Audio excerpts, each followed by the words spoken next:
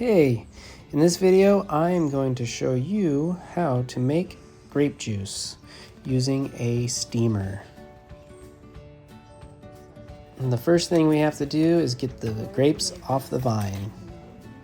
At this point we had 4 generations of the family helping out, and this is about 20 gallons of grapes. Here we're making sure to rinse off the grapes and then remove them from the stem. If you leave the grapes on the stem, you'll end up with a bitter taste. Sometimes the stems come off with the grapes and they get in there, but it's not that big of a deal if it's just a couple, but you just want to try and remove as many as you can. It really affects the flavor of the grape juice and the texture. So best practice is to remove the grapes from the stems. And we're able to process about 5 gallons of grapes at a time using our juice extractor.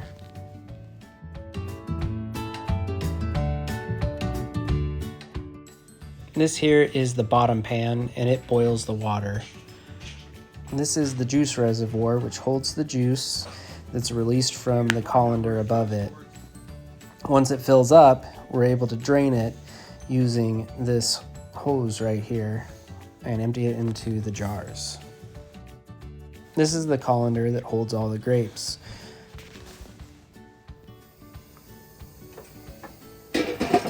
Started the heater and rinsed out everything, and then that started 2 out of the front burner instead of the back.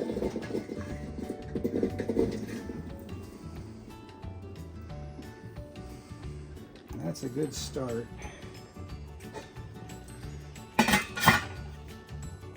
Okay, so this is what happens when the grape skins pop open.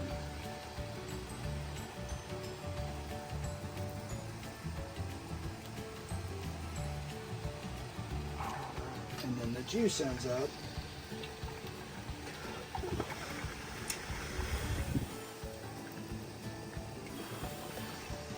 in there. If I let the air pull back in, I can tell what the level is inside the tank, and it's right there, and I think it goes up to about there before I have to really worry. But as soon as you do this, Boyle's law, as this cools off, it's going to suck the juice up in there. And I don't know if it does any good, but it doesn't hurt.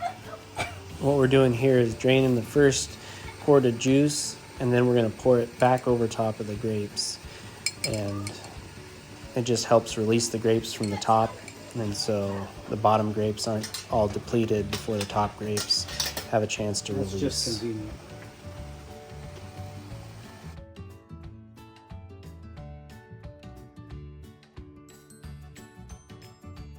See, as soon as I did that, they all just Burst open. it wilted, a lot of them. It's boiling hot. I put it in that just in case the glass breaks. If that jar were to crack, it'd be a boiling hot mess all over the floor if we didn't do that.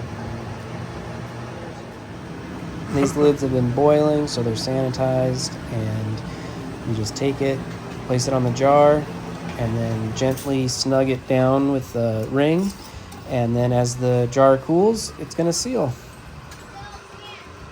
There's one fill up just below that rim. That's a quart, and then it has enough head to suck a vacuum on the lid.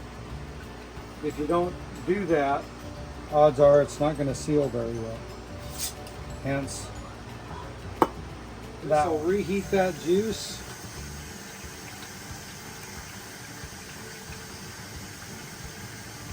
And we got enough room in there to put more grapes.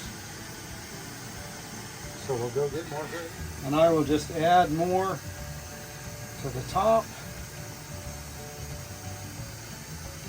I might go get that other pan full.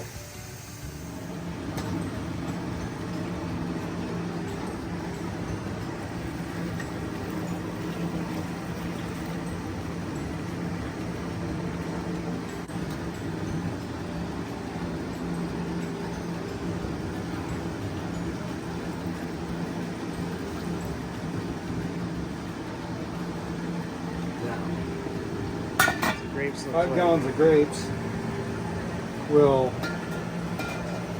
when they get done, I just squished them a little bit, so the ones at the bottom will have squeezed out because they'll be pushed down. And that's still 5 gallon bucket of grapes. Yeah, I was a little light on the 5-gallon bucket, and Charlotte was a little light on her 5-gallon bucket, so this might not get the full 3 gallons out of each. But that's okay. This is the grape juice that we made, and that jar is still hot. And this one, I pressed down on it and it pops a little, so it's not ready yet. But all these other jars have cooled off and they're perfectly sealed and ready to be stored. I hope you found this video useful, and thanks for watching.